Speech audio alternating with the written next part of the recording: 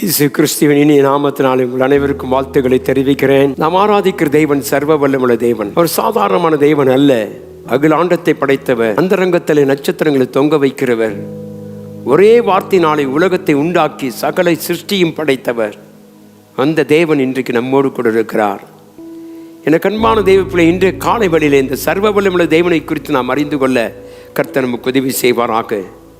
ஆதியாகமத்தின் புஸ்தகம் 48ஆம் அதிகாரம் 3வது வசனத்தை வாசித்தோமானால், யாக்கோபு யோசேப்பை நோக்கி, சர்வ வல்லமுள்ள தேவன் கானான் தேசத்தில் உள்ள லூஸ் என்னும் இடத்தில் எனக்கு தரிசனமாகி என்னை ஆசீர்வதித்து, நான் உன்னை பலுகவும் பெருகவும் பண்ணி உன்னை பல ஜனக்கூட்டமாக்கி உனக்கு பின்வரும் உன் சந்ததிக்கு அந்த தேசத்தை நித்திய சுதந்திரமாக கொடுப்பேன் என்று என்னோடே சொன்னார். எனக்கு அன்பான தேவ பிள்ளையே, இந்த கடைசி அதிகாரங்களை நாம் சிந்திக்கும் பொழுது யாக்கோபின் நிலைமை குறித்து நாம் அறிகிறோம். அவனுடைய வாழ்நாட்கள் எல்லாவற்றையும் கர்த்தர் எடுத்து படிப்படியாய் கொண்டு வந்து அவனுக்கு தேவன் தம்மை வெளிப்படுத்த விரும்பினார்.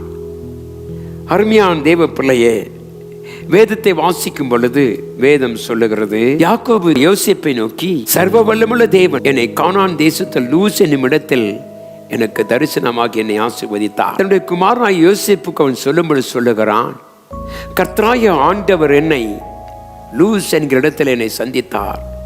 என்னை சந்தித்தவர் யார் என்றால் சர்வ வல்லமுள்ள தேவன். சர்வ வல்லமுள்ள என்று சொன்னார் தாயை போன்றவர் தேவன் என்று சொல்லி நாம் பார்க்கிறோம். எனக்கு அன்பான தேவ பிள்ளையை சிந்தித்து பாருங்கள். அவன் தனிமையாய் பதான் அராமுக்கு போகும்போது வழியிலே கர்த்தர் அவனை சந்தித்து அவனுக்கு சர்வ வல்லமுள்ள தேவன் என்று அவனுக்கு தரிசனமானார். ஆதியாகமம் 28:5 அதை வாசிக்கிறோம். இதுதான் தேவனாகிய கர்த்தர் யாக்கோபுக்கு தன்னை கடைசியாக கண்ட சம்பவம். தாயை போல் அவனை தேற்றி அழைத்து கொண்டு வந்தார். அவன் கடந்து போன பாதைகள் எல்லாம் வேதனைக்குரியதாக இருந்தது.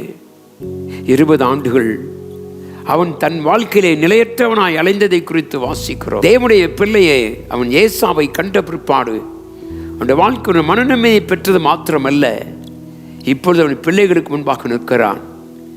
என அன்பான தேவ பிள்ளையே, இன்றைக்கு நானும் நீங்களும் இந்த சர்வ வல்லமுள்ள தேவனை அறிந்திருக்கிறோமா?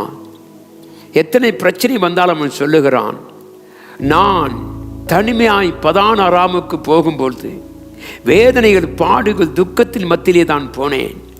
ஒரு நம்பிக்கையற்ற எதிர்காலத்தோடு நான் போனேன். என்ன நடக்குமோ என்று தெரியாமல் நான் போனேன். என்னை கர்த்தர் சந்தித்து எனக்கு சர்வ வல்லமுள்ள தேவன் ஆகிய கர்த்தர் வெளிப்பட்டார். எல்சடா என்ற பெயரோடு அவனுக்கு வெளிப்பட்டார் என்று சொல்லி பார்க்கிறோம். பல ஆண்டுகள் ஓடினாலும் கூட இந்த தேவன் இவனுக்கு மாறாதவராகவே இருந்தார். அருமையான தேவச்சனமே, இந்த காலைவெளியில உன்னுடைய வாழ்க்கையிலே இந்த சர்வமுள்ள தேவனை அறிந்திருக்கிறாயா? தேவனுக்கு சர்வ வல்லமுள்ள தேவன் ஆகிய கர்த்தர் எல்சடா என்ற பெயரோடு நம்முடைய வாழ்க்கையிலே வாழ்ந்து கொண்டிருக்கிறார்.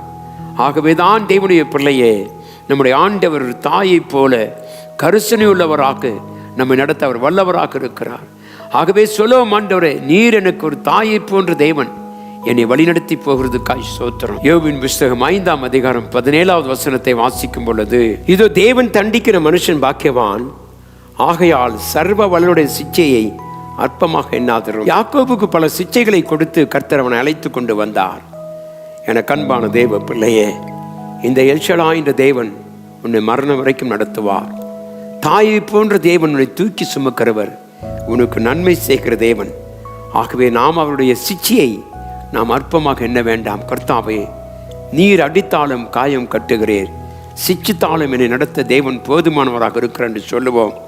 தேவன் தண்டித்த மனிதன் ஆசீர்வதிக்கப்பட்டவன். ஆகவே தேவன் நம்மை நடத்தும்படியா இந்த காலைவெளியில அவரை முற்றிலுமாய் சார்ந்திருப்போம். தேவன் நம்மை நடத்துவாராக. எங்கள் கிருபையும் இரக்கமும் அன்பும் உள்ள நல்ல ஆண்டவரே, இந்த அருமையான காலை வேளைக்காய் ஒருவரை நன்றி செலுத்துகிறோம்.